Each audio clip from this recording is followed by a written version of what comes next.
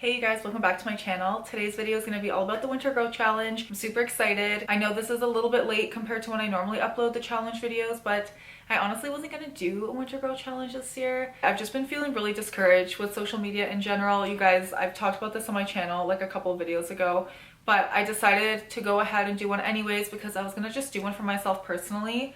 And I know you guys really love them, so I figured I might as well just do a normal growth challenge. I've also been really happy with my growth recently. I feel like I've been reaching all the hair growth milestones that I was hoping to in like a timely fashion. Last time I grew my hair out, it took me literally forever to grow it.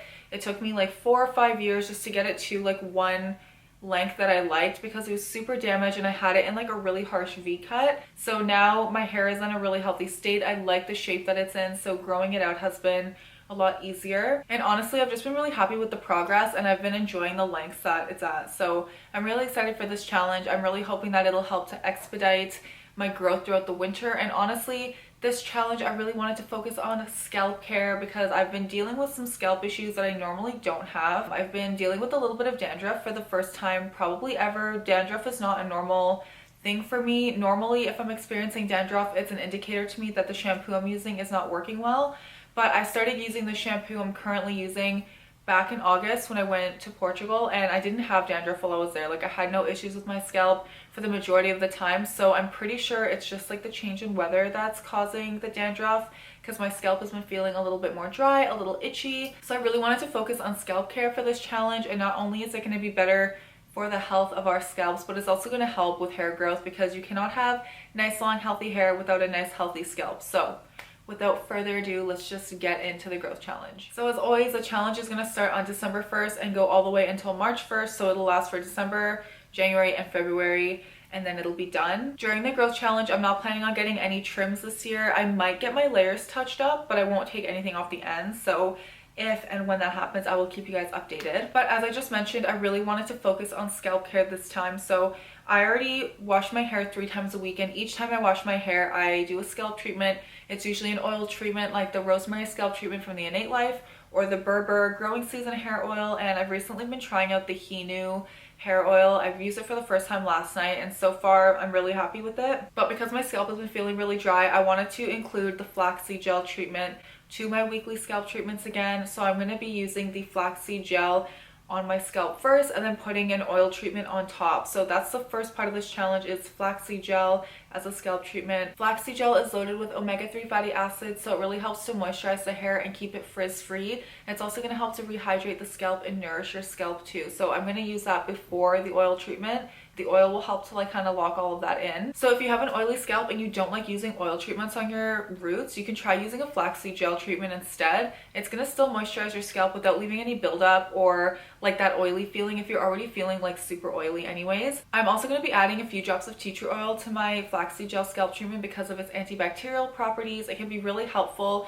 for soothing dandruff and like dealing with any itching or anything like that on the scalp. So I'm going to use that before I put an oil treatment on my head. You can just use the gel if you'd like. It depends on your scalp type and what you prefer, or even if you wanted to do that and then do a rinse in the shower or something with like a rosemary water rinse or like a peppermint water rinse would be really nice in the winter, and it would feel really nice on the scalp too. So in that regard, I'm going to let you guys be creative and do kind of what you like to do on your hair and see what works best for you. In terms of frequency, I would say just do it however you like to do your scalp treatments in your regular routine. I wash my hair 3 times a week and I do a scalp treatment every time I wash. That might be a lot for you, that might not be enough for you, so just do it when you wash your hair, I guess. If you're washing your hair like once a week or something, you can do it weekly. It just depends on your preference. There's really no wrong answer. The second component of the challenge is going to be weekly or bi-weekly scalp exfoliation, and this is something that I've been really neglecting in my routine, and I think it could be a contributor to the dandruff situation. Exfoliating your scalp is so important, not only for removing buildup of product, but it also helps to remove buildup of oil, which can oftentimes contribute to a dandruff issue. It's also just really great for clearing out dead skin and making your scalp like a nice, fresh, healthy place to put new treatments on top of and to host healthy hair. So I'm going to start with doing them once a week, and then I'll kind of assess and see if that feels too much. If it feels like it's too much, I'll do it bi-weekly. I'm probably just going to use an exfoliating shampoo. I absolutely love the Scalp Revival exfoliating shampoo from Briogeo. You can get it at Sephora. I'll have it somewhere over here and link down below. That is my all-time favorite. but I'm trying to use up all of the hair products that I currently have. So I'm gonna use whatever's in my collection. I don't know for sure what that is yet. I have to go look through everything. But I've also been really enjoying the Scalp Exfoliator from the Innate Life. It's a really nice charcoal treatment. I use it kind of as a scalp treatment before I wash. So maybe when I am doing the scalp treatments, instead of doing an oil treatment that day, I'll just use the Scalp Exfoliator. But I'll keep you guys updated with that. And I know quite a few of you have been asking about like the weekly, like what I do with my hair in a week vlog videos. So I would love to film one of those and show you guys how I incorporate all of this into my routine. So let me know in the comments if you guys want to see that. I'd be happy to film one. But weekly or bi-weekly, just depending on your scalp type. Again, if you use any hair products, you might need to do it more frequently. I do use quite a bit of dry shampoo in between washes. I try to really push it until like the day that I'm going to wash, just to prevent any dandruff or buildup on my scalp. But my bangs get crazy, so I usually will use dry shampoo in like this front area of my hair only. So I think I'm going to start weekly just because of that and see how it goes. If you're using a lot of like styling products, again, you might need to do it weekly. It just depends on your preference, but I'm going to start weekly to bi-weekly. And then as always, the third component of the challenge is going to be regular hair masks. I'm going to be following a capillary schedule as always, and I'm following one made for me by Hair by Olive Marty. I'll have her Instagram linked down below.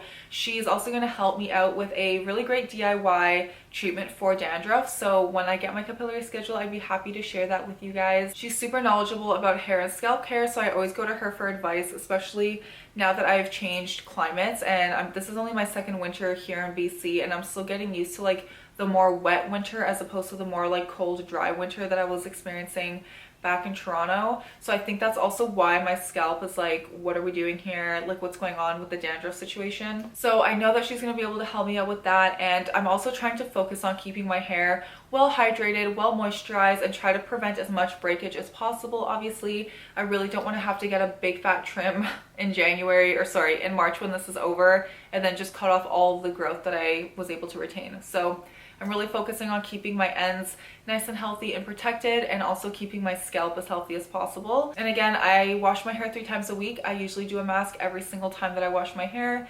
Depending on your routine, your hair type, your preferences, that might be too much, it might not be enough. It really depends. Again, the key here is to be consistent. So make sure that you are doing a hair mask at least once a week, or if you wash your hair like every other week, then every other time you wash your hair, be consistent with a hair mask.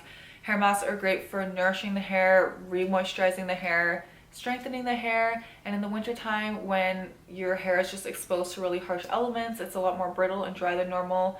Hair masks make a huge difference. Whether or not you're following a capillary schedule, or if you're just intuitively doing hair masks, is totally up to you. Just be consistent and try to find masks and treatments that work well for your specific hair type. I have some videos on how to figure out your hair type and all of that, so I'll have them up in the cards somewhere up here. But those are the 3 main components of this challenge. I wanted to keep it really simple because it's busy, the holidays are crazy, and I just don't want to put extra things on anyone's plate. And really my goal with these challenges is to retain as much length as possible in the seasons that are the harshest on the hair. So in the summer when we're out in the sun all the time, and in the winter when it's freaking cold and frizzy and staticky, it's just the worst. So that's my goal with these challenges. There are also some extras that you can add on to spruce up your challenge, or like pump up your growth if you'd like. The first extra is the inversion method. I've talked about this method many times on my channel before, but essentially it's a method of scalp massage where you invert your head for 4 minutes and give yourself a really good scalp massage. The reason for doing this is to promote hair growth and promote blood flow to the scalp, which is going to increase hair growth. The way this method works is you would do it every day for a week straight, once a month. So for 1 week each month I do it. And for those of you who menstruate, don't do this while you're on your period. It can make you feel pretty sick to be inverted that way. So I just plan it around my cycle. And yeah, I'll be doing it every day for a week each month, and hopefully that will also help to trigger some more hair growth. The second extra is to wear protective styles as much as possible, and in the wintertime I can't stress how much this helps with reducing breakage and reducing frizz. I have been wearing claw clips a lot lately, mainly when I'm commuting from home to work, because I walk a lot, or even in the car when the heat is on, it can just be really drying to the hair. So I've been clipping it up in a little claw clip or wearing it in a braid. Also at nighttime, I've been wearing it in a braid as well, and it's been helping a lot with like the frizziness and just general dryness. So trying to wear a protective style as much as possible in the winter is a really great way to prevent breakage, prevent frizz, prevent tangles, and help you to retain more of your length. The third extra is to be really consistent with your leave-in products. I find that this is a really important step to lock in moisture after the shower, and it helps to extend my wash days a little bit so that my hair doesn't get so dry in between. I've talked about the LCO method on my channel before, which I'll have linked up in the cards for you. That's a really great way if you live in like a super dry climate. Like when I used to live in Toronto, that method saved me when my hair was super long. It really helped to keep my ends nice and healthy all winter. I'm gonna really just try to focus on using a good lightweight leave-in conditioner and a good oil every day just to keep my ends nice and smooth and protected, especially like right before putting my hair up in a protective style and then going to work or whatever. The fourth extra is to use a really moisturizing or balancing shampoo and conditioner. Again, this kind of goes back to the scalp care, but if you're using moisturizing products on your roots, it's going to help to keep your scalp more moisturized. I really like balancing formulas as well because they're not too heavy on my hair and they're usually pH balanced, so it just helps to keep everything happy and working as it should be. I'm currently using the Milk Creek Botanicals jojoba balancing formula. Hopefully I got that name correct. I will have them somewhere over here so you can see them.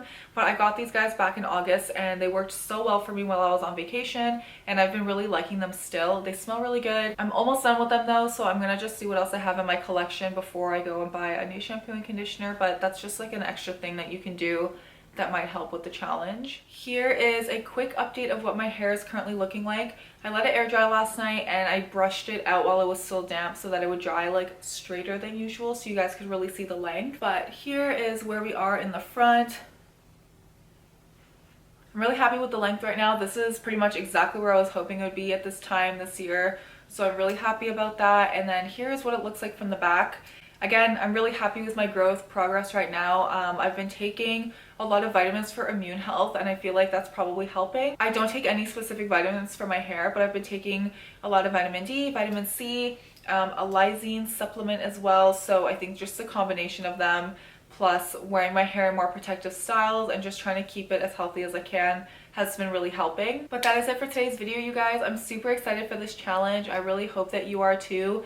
Let me know in the comments if you're going to be joining me on this journey, and I'm excited to check in with you guys throughout the challenge and film that vlog. I'm also really excited to hear about your growth progress and see your pictures. So if you follow me on Instagram, be sure to tag me in your little progress pictures. They make me so happy to see, and there's so many of you who have been doing the challenges from the start with me, and I love seeing like your progression over the years. It just makes me so happy and I just find it so much fun. As always, these growth challenges, as much as they are about hair growth, I really want you guys to feel good about self-care. That is like the main reason why I like to do these. It just forces me to take a little bit extra time each week to focus on myself and really take care of my hair, and it makes me feel so good inside. It helps me to feel relaxed, and I really hope that you guys can also get that sentiment from these challenges, or at least from watching these videos. But as always, thank you guys for spending some time with me today. I really hope you enjoyed this video, and I will see you in the next one. Bye!